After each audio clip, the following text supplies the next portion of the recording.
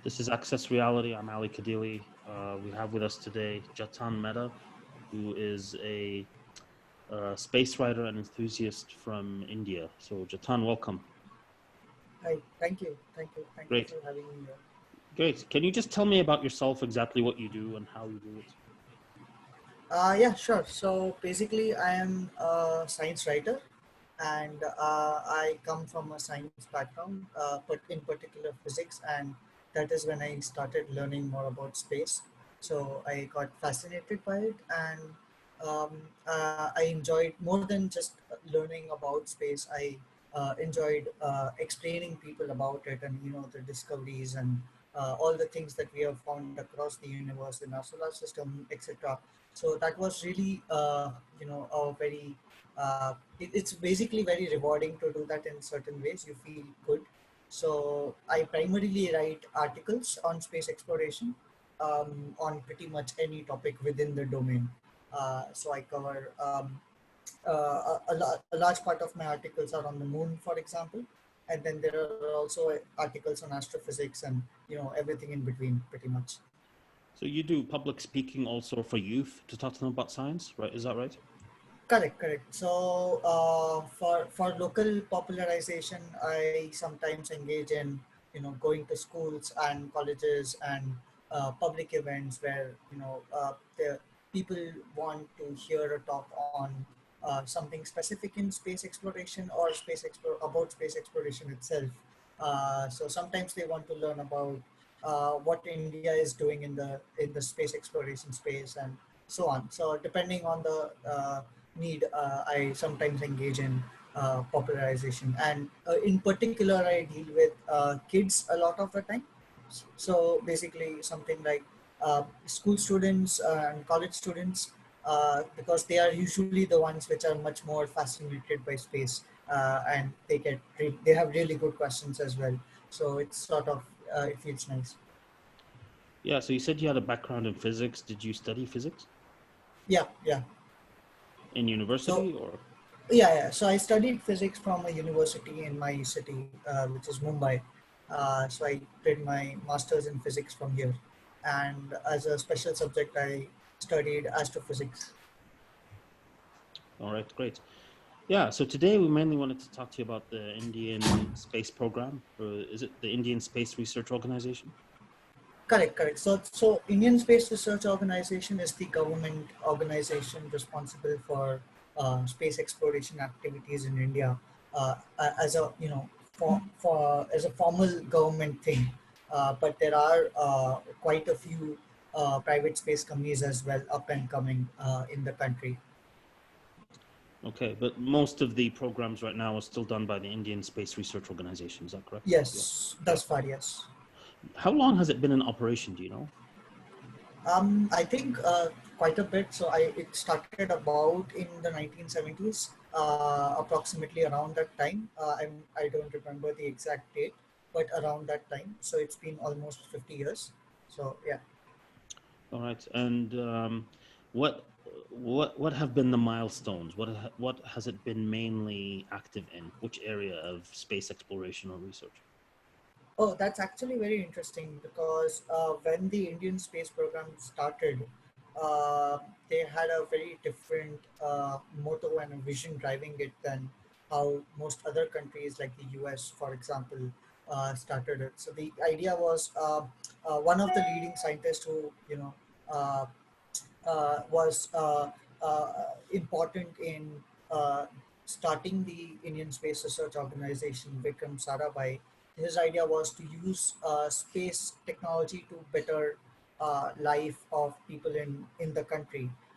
So a large part of uh, the developments that India has made in the space sector is on weather observation satellites, weather monitoring, helping with identifying resources across the country with remote sensing satellites. Then there's also a lot of satellites which help fishermen do better fishing, for example, and so on. So a lot of the space technology focus of the Indian Space Research Organization, I'll just call them ISRO from now on. A lot of the focus of ISRO has been in making life on of people in India better. But at the same time, there have been a lot of interesting deep space exploration developments as well, especially in the last 2 decades. So, for example, we apart from building bigger and bigger rockets, which India did not before for a long time. So, relative to itself, it started building much larger rockets, and then in terms of these deep space exploration, there was Chandrayaan 1, which was their first moon orbiter, and it was instrumental in discovering water on the moon. So that was a really huge discovery coming from an Indian deep space, spacecraft. So that was one thing, and then there was a Mars mission, a Mars orbiter, which is still going around the planet as we speak, and it's been there for almost 5-6 years now. And then we sent another moon orbiter just last year, which is an upgraded version of the first one, and it has better scientific instruments and everything. So it is orbiting the moon as we speak as well, and is trying to map it in the highest resolution that we have to date. So those are some things on the planetary science end, but there's also things on the astrophysics end, which is there's a spacecraft called Astrosat. So it's a space telescope. India did not have a space telescope until Astrosat was launched in 2015, and but we finally did that. And the unique thing about it is that, unlike many or most of the telescopes, space telescopes in the world, which see in one wavelength, which is, so for example, Hubble mostly sees in the optical, and Spitzer mostly used to see in the infrared. But Astrosat's unique capability is that it can see in multiple wavelengths. So it can see in optical, it can see in ultraviolet, and it can also see in X-rays, all of them at the same time. So this sort of helps in trying to see the, uh, you know, trying to paint a better overall picture of what is happening in the stars that you're observing, or the galaxy, or something of the sort. So astrophysical phenomena become richer when you observe them in multiple wavelengths. So Astrosat is orbiting currently as we speak as well. It's orbiting Earth and making observations of space objects. So that is also ongoing. And then there are certain future missions planned as well. Yeah. So, do they decide these missions based on what they see the other space organizations do, and they fill in the gaps of what isn't being done, or do they sometimes overlap with some what other people are doing, or how do they decide them? So as far as I can understand, the it's both of those reasons in part. So sometimes there are some technologies that you just have to develop, uh, even if it is repetitive in the sense that everyone has it. So, for example, India's rockets are repetitive in that sense, but then we need to have access to space on our own, to fulfill our own needs. So that has to be there.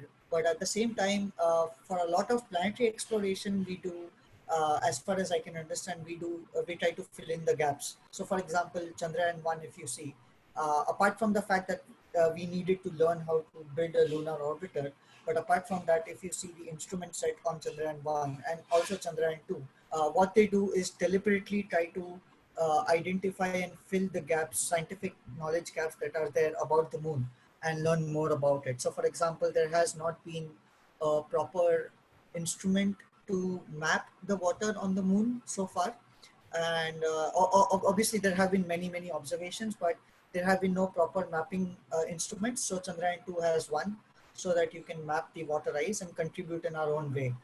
Whereas other missions, for example, NASA's Lunar Reconnaissance Orbiter, it has done a lot of scientific exploration of the moon, and the data set is really huge. So basically, Chandrayaan 2 orbiter tries to see where all the gaps are and then try to fill many of those gaps. So the same goes true for Astrosat, because in building a space telescope itself is not new, but the kind of multi-wavelength capability that you are bringing into the table is fairly unique. So yeah, it's sort of both depending on the context. Yeah. Now, a lot of people may have not even known that India had a space program. I'm talking about the general public, until recently, the last decade or so. and there was in the news this the failure of this Chandrayaan-1 mission. Is that correct? When did that happen, and why was that destined for the moon? Yeah, so Chandrayaan one was a lunar was the first moon orbiter by ISRO, and it successfully entered orbit in 2008, which is also the year it was launched. And then it orbited for about a year, and that is when the problems started coming in. So I believe they had some issues managing the heat on the spacecraft, and subsequently things led to a failure of the spacecraft. However, most of its scientific objectives were accomplished by then. So yeah, so that was about 10 years ago. Okay, but the Chandrayaan-2 is picking up and doing what it was supposed to do, right? Mostly, so no, not really. So since Chandrayaan one completed most of its objectives, and then other spacecraft by other agencies, in particular NASA's LRO, which I mentioned previously, there was no need to complete any of the remaining objectives that had already been accomplished. So Chandrayaan 2 has a new set of identified scientific objectives which it needs to, which it is trying to cater to, and those are fairly unique, and I have not really been tackled on by previous spacecraft. Okay. And you mentioned that they sometimes look at the gaps in knowledge based on what other space agencies are doing. Um, are there any programs where they cooperate with other space agencies or not yet? Yeah, they do actually. So it has not been as the cooperation has not been in every deep space mission, for example. But Chandrayaan one is one very nice example where, apart from having a few of their own Indian instruments, there was a call put out to scientists across the world that if we are putting a moon orbiter, and if you would like to contribute instruments to it, you can. So in that call, NASA contributed 2 or 3 instruments, and the European Space Agency also contributed one instrument, and I believe more actually. And it was interestingly, it was NASA's instrument in particular, the M3 and Minisar, which were responsible for finding water on the moon. So in a very true sense, it was a global collaboration. So that was a very fine example. But as for the future, while Chandrayaan 2 doesn't have any foreign instruments, there is a Venus orbiter that ISRO is currently targeting for launch in 2023. So it will orbit Venus, and it will try to study both its surface and atmosphere from orbit. And in that, in addition to the 12 instruments that India already is making for that, there is a call for proposals to international space agencies. And so far, the response has been that NASA is interested in putting a couple of instruments on board. So yeah, so occasionally there is some collaboration, but not in every mission. Okay. Did you say NASA was interested in putting instruments aboard? Is that for the Venus mission? Yes, yes. Okay. All right. Um, and what other plans for the future are there other than you mentioned the Venus mission, which I knew about? Anything else? Any Uh, planned missions? Yeah, so for example, there is one mission which is to follow up the Mars orbiter mission currently there. So there is a Mars orbiter mission 2 coming up in the next 5 years or so. There will be a repeat of Chandrayaan 2's landing part, because as you know the landing had failed. So it is expected that next year, sometime next year, there'll be a Chandrayaan 3, which will try to land on the moon, along with a rover as well. It will also have a rover on board to explore the surface, and there's also plans for Astrosat 2, which will be an upgraded Astrosat space telescope, and Do they then have there timelines for was these? they have approximate timelines for these, yes. So Astrosat 2 is somewhere, if I can remember correctly, it's somewhere around 2024. Uh, the Mars mission 2, however, will be earlier, around 2022, than the Venus one, and so on. So at least these are planned. And there's one interesting one which I forgot, which originally was supposed to go this year, but given the current situation, I'm anticipating delays in the mission. So which is the mission is called Aditya. It is a solar orbiter, so it will orbit the sun. It will orbit at the Lagrangian one point, which is in between the sun and the earth. So it will do long-term observations of the sun and study it in various wavelengths, and also measure detect particles coming from the sun's uh, uh, uh, the radiation particles that the sun emits in the form of solar wind. It will also have instruments to detect those and give us early warnings about solar storms that may hamper communications on Earth in that event. So there's a solar orbiter planned. I believe it will go next year, given the delays because of the situation in the world. Okay. There are no plans for any manned missions, is that correct? For the near future? No, there is. So until now, we were focusing on robotic missions. Uh, in terms of a human mission, there's absolutely a plan for that. So it's called Gaganyaan, and the plan is to launch uh, two astronauts on board a spacecraft in 2021 December. That was the original timeline. I'm not sure if they'll stick to it given the delays, but that's the timeline that they're aiming for. So that is being done mostly, the technologies for it is mostly being developed in India with some help from the Russian Space Agency. So for example, the astronaut candidates are currently being trained in Russia as we speak, and uh, the other set of technologies required are being built in India. So the rocket will be Indian, for example, the same which launched Chandrayaan 2, and the spacecraft in which the astronauts will be sitting will also be Indian. Uh, so so it will be basically a 7 day demonstration mission. So they will launch, orbit the Earth for 7 days, and then come back, kind of like the early days of American and Russians sending the humans into space. So kind of like the early days of the respective other space programs. So they're going to go in low Earth orbit and then come back, right? Yes, Yeah. Okay. correct. Yeah. They're not going to the International Space Station.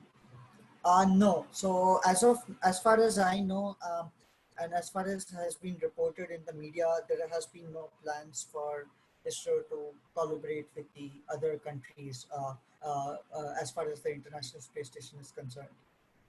Yeah. Now, lately, we've been hearing a lot of plans from agencies outside of NASA with space programs, like the Chinese Space Agency, the European, other ones. How do you think the Indian Space Research Organization compares in terms of the scope of missions and the type of missions to these other organizations?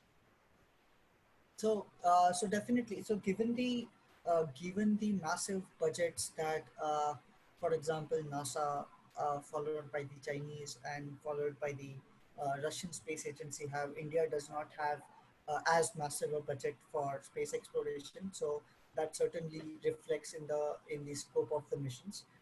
No doubt about that. However, given that there has been a lot of progress in making space missions work for an efficient amount put into it. So there have been relatively cheap missions going from India, which cost a lot less for the job that they do, which has been evident in the form of the Mars Orbiter mission or Chandrayaan, for instance. So, so So what they try to do. we've heard a lot about this in public articles that the cost of sending something in low Earth orbit or to the moon, when it's done by the Indian Space Research Organization, it costs a small fraction of what it costs NASA and other space agencies. And what's the reason for it being so economical with the Indian space program? So I think it's just the way they approach it with the design and the development of the craft. So I think it just boils down to that essentially, and a lot of the instruments are also produced in house. So that sort of integration also helps. So that's one part. I mean, they are definitely cheaper, but I would not say that they are a lot cheaper than the other space missions. But yeah, so anyway, so coming back to your original question, uh, So I think overall, given the budget of the Indian space program, they do fairly well. Although obviously there's clearly room for improvement. But in the last decade, at least, there has been a fantastic explosion of scope of the missions that ISRO has undertaken. So, for example, if you just simply look at ISRO's developments from 1970 to 2000, and then you look at the development in 2000, from 2000 to 2020, you immediately see that ISRO has massively widened its scope from doing just Earth orbit stuff to deep space stuff, and both planetary exploration as well as exploration of the cosmos and so on. So definitely, it has seen a very massive uptick in terms of the scope. But if you compare it to other agencies, there's still work to be done. So you're saying that the budget is less and the missions are more cost effective, they cost less. Yeah, But you're yeah, saying that the scope is not as big as some other organizations? yeah. That's correct. Yeah. Okay, in terms of the number of missions or in terms of the quality of the missions? Like I know in China they were talking about sending a man to the moon. And Yeah, both. I think in terms of both, it's also both the number. So, for example, while we send one mission to Mars, NASA sends like quite a half a dozen maybe, and same the same with China. While China already sent four moon missions in the last 12 15 years, and has plans to send two more in the next 2 3 years. India has done two, so there's definitely a shift in quantity, but also at the same time, sometimes the scope, there's also a difference in scope of the mission itself compared to others. Having said that, the cost effectiveness and the idea that if you identify specific goals to solve, like specific scientific gaps in the knowledge, then it becomes a really really high quality mission. So for example, my favorite instance of that is Chandrayaan 2, where the goals are very specific, and they identify, they're trying to solve major gaps in the knowledge, which will eventually help even the future landings on the moon, be it robotic or human. So, like the water ice example is the best one. So the Chandrayaan 2 orbiter is trying to map the water ice on the moon. For example, it has a very high resolution mapper, so it can tell you, not just how the ice is distributed on the moon's surface on their poles, but also tell you how deep is the ice existing. So that sort of information helps plan future lunar bases. So yeah, so that's a really good thing to do. okay. As an independent science and space observer in India, what is your personal evaluation of the Indian space program? Like the positives, negatives, and where you think it should, where it's fell short, where it's doing good, and where it should go in the future? So okay. So I would say it it's doing really good in terms of the expanding scope of the missions with time. So the direction that they have taken is definitely a great thing in the last 10 20 years, and I would love to see more of it as they have been planning anyway. uh, in terms of improvements, okay, before that, in terms of uh, uh, major problems, there's one problem that I have with the organization is there's the public outreach is not really great. So we know, for example, NASA has an amazing outreach program for all of its space missions, and even European Space Agency has a really good outreach program. It is something that India lacks, I think, and I don't think ISRO does is innovative enough in that particular front, and I think it can benefit from the thousands of space enthusiasts that are there in India, and collaborating with them in some way to reach wider audiences. So, for example, NASA has this thing called NASA Social, where people can apply. People like you and me can apply for covering NASA space missions via their social media channels. So something like that, I think India can really benefit from, and if ISRO collaborates in some such way. So that's one thing. So there's also the other issue with ISRO is that it doesn't really speak up more transparently when things go wrong. So when things are successful, it obviously celebrates them, and as it should. But for example, if like we saw when Chandrayaan 2 lander failed to land on the moon, there was absolute silence for not just the coming days but for months, and and that's something that has been a trait of the uh, agency for a long time now. So I think that also needs improvement. In terms of what I would do better in on top of the already existing program is I would like to see personally. I would like to see more collaborations with outside agencies. So, for example, the human spaceflight program Gaganyaan, which we talked about briefly, uh, is a great idea. Sending Indian astronauts to space and everything, it's a great idea. However, um, as you also pointed out, I don't see why it was necessary to do it in a complete silo and not collaborate with the international folks on the International Space Station. So, and that's just one example again. But for example, Chandrayaan 2 could also have benefited from some uh, foreign collaboration, just like Chandrayaan 1 did. So could have the Mars orbiter mission and astrosat. So I think more collaboration is what I would like to see from ISRO as well. Is there what level of public support do you think there is among average Indians for the space program? I know you Um, mentioned that there's a problem of awareness, partially, but overall, would you say the public is very supportive of it or not? so uh, so I think there's two parts to it. One is that living in a city, I only really know the samples that I experience in the city. I'm not really sure as to how the Indian space program is perceived in the villages, for example, which forms majority of India's population. So I can't speak for that. But as far as I can tell, in the cities and in the more developed areas, the response has been remarkably good. And so what I mean by that is a lot more people are becoming aware of India's space activities than they were previously. In fact, growing up, I mean, when I was in school to now, fast forwarding 15 years, I have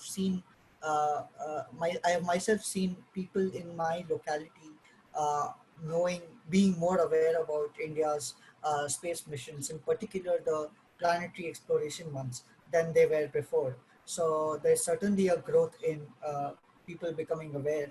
But I think there's still a long way to go because uh, while I said what I said now, at the same time, I have also come across a lot of people, including people that I know personally, who are either aware of the program but think that the program is a waste of money given India's developing state, and at the same time don't understand all the things that ISRO has been building for, as we discussed before, all the things that ISRO builds for development of the nation itself.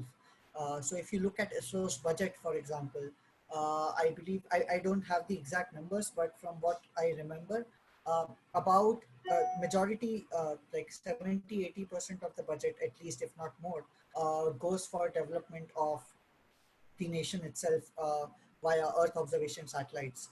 And the rest, 10-20% is what goes to planetary exploration and so on. So it really, ISRO is a program which is unique in the sense that uh, it really caters to national development first and foremost. And not a lot of people are aware of that. So I think more awareness is definitely required in that front and not just on the planetary exploration front. So you're saying that the majority of it is developing needs that the country needs otherwise for other things. Correct. It's Yes. just using space as a vehicle to kind of push that development.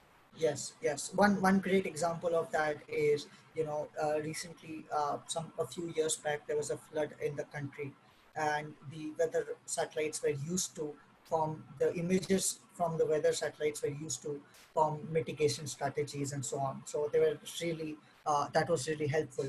But that's just for the disaster management part. But there's equally they are being equally used for the development part. Okay. Do you know kind of what the budget is? If not the exact number, what kind of percentage are we talking about from the GDP? No, I don't really remember. Uh, Okay. but it's a very small fraction. It's not even 0.5%. It's certainly less than that. I don't remember the number, but it's certainly less than 0.5%. Okay. And tell me about the private companies that are coming up in India, because the private companies internationally are starting to take on a bigger role, and they might actually lead the way in the near future in terms of Mars and Moon explorations. So I'll start with myself. I was part of a private space company in India called Team Indus. They are trying to build a they are trying to build a spacecraft to land on the moon, very similar to Chandrayaan 2. So I was there for about 2 years. So that's one private space company that's been there for quite some time. Uh, the There are other companies which are mostly focused on Earth observation and Earth LEO satellites mostly. Off the top of my head, there's Dhruva Space, there's Pixel Space, which is trying to pioneer imaging on satellites. And then there's Exceed Space, which put up India's first private space satellite up in orbit last year. And there's Kawa Space, which also plans to put up a satellite constellation and so on. And then there's a couple of I think there's also a unique space company called Agnikul, which is trying to not build satellites but is trying to build rockets. So just like you have the New Zealand based rocket lab trying to build electrons, which is small launch vehicles. Agnikul is also trying to build small launch vehicles, but they have a different way of doing it. They are trying to do an airborne launch instead of a ground launch.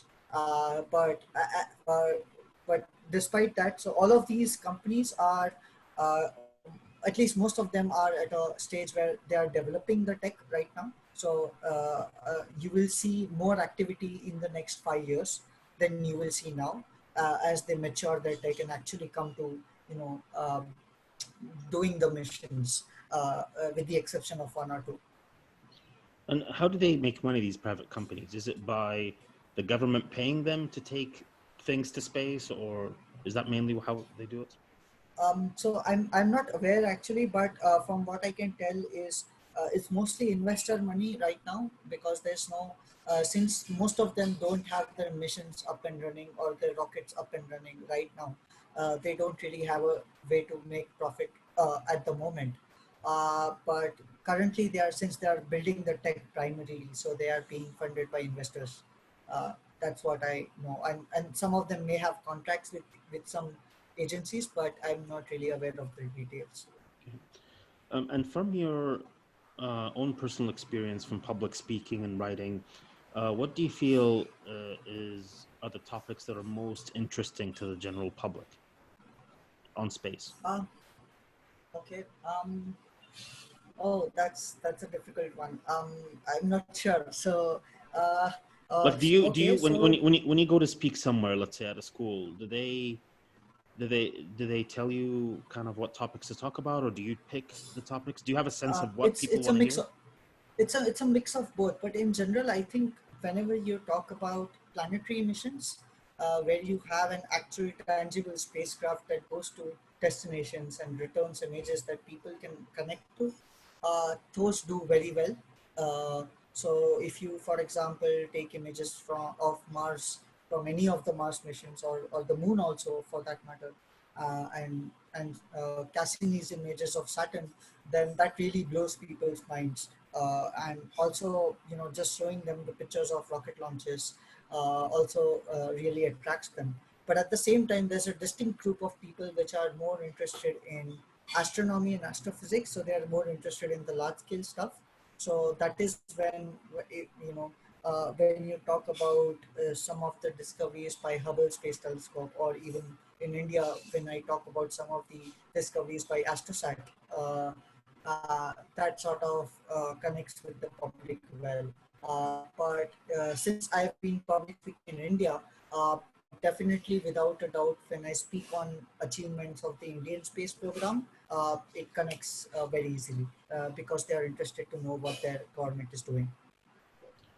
All right. When it comes to space, usually in the West, there are large minorities of people that are come up with various conspiracy theories or ideas, like the fake moon landing, flat Earth, a lot of other things. Is that prevalent in India? Is that present there? Are there different versions of it? Or From my experience, yeah, it is somewhat prevalent. I mean, there's a large, there's certainly many people who don't understand the intricacies of, space missions, and they might come across some such, some such hypotheses of why we didn't land on the moon or something of the sort. So they don't really have enough information to be able to tell facts from false. Disclaimers, false claims. Uh, so it is certainly there as far as I've noticed, and it's not always easy to try to make them understand that we in fact have landed on the moon, or there have been no real signs of UFO sightings yet, or something of the sort. And as far as variations are concerned, I don't think there are any uh, large variations from what is prevalent outside. okay, and there are no like specific groups centered around these ideas in India specifically? Do they just join the international groups, let's say on Facebook and other places? Oh, so okay, there are. I mean, okay, at the risk of getting some messages from my friends, but there are some groups in India which are more interested in what the ancient Indian civilization and ancient Indian culture found out about space and so on. So that is one source of interest for the large Indian public, and so there are certainly large groups Is that is that try is that to. at odds with current science? Yeah, some of it is definitely, yeah, yeah. Can you give me So yeah, examples of that? actually, so for example, there are Hindu mythologies which talk about how the ancient Indian gods, when they existed, supposedly they explored planets in the solar system, and that is how we got to know.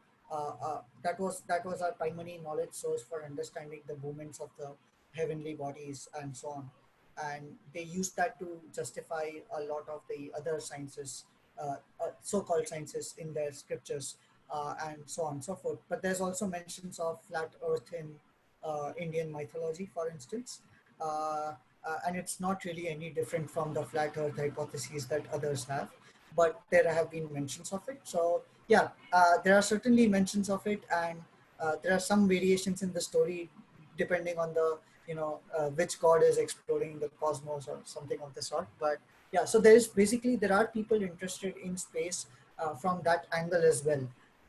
But I think with time that is fading, and it's not really catching any momentum. So that seems to be, from what you're saying, connected to mythology, ancient knowledge, scriptures, religion. But Yes, the people yes. interested in that, are they against, current space exploration? Are they like, where does the conspiracy part come in? Okay, so they're not. Most of them are not against current exploration. However, there are some part of the conspiracy part comes where some of them, for example, claim that they already know about life on other worlds, which is to say their interpretation of when we say in science that exoplanets could have life on them, but these groups typically seem to claim that it's already a known thing in our scriptures say that other worlds have life, and Earth is just one of those worlds. And sometimes they also connect to the start of the universe to Big Bang.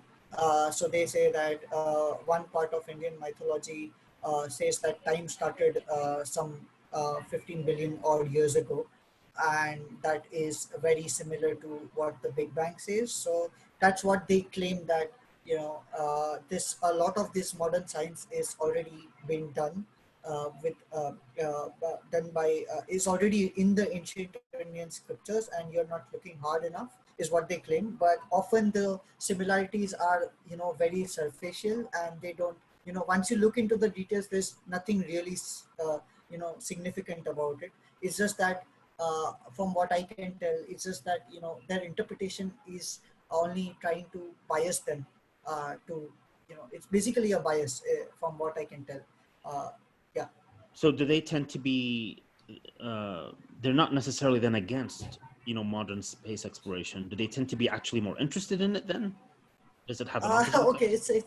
it's confusing, because in some sense they are against it when when modern science, for example, confronts their religious facts. So, for example, evolution is something that many people are against in India, because ancient scriptures have no mentions of evolution in any way whatsoever, in any interpretation whatsoever, as far as I know. And so, therefore, they are against evolution, for instance, and they are against a spherical Earth, for instance. But in other cases where there's a good, there seems to be harmony, like the Big Bang, at least superficially speaking, they are for it. So it really is a matter of being biased to their mythologies more than anything else. But at the same time, there are some people that I know who are interested in religious scriptures, but they sort of isolate that part from modern space exploration. So to them, there is no common link between the two, and they support both happily. So there's also a group like that. So it's really all kinds of people. Great. So on that interesting note, I think we'll end. Thank you very much. Thank you for your time. Okay. Okay. Thank you so much.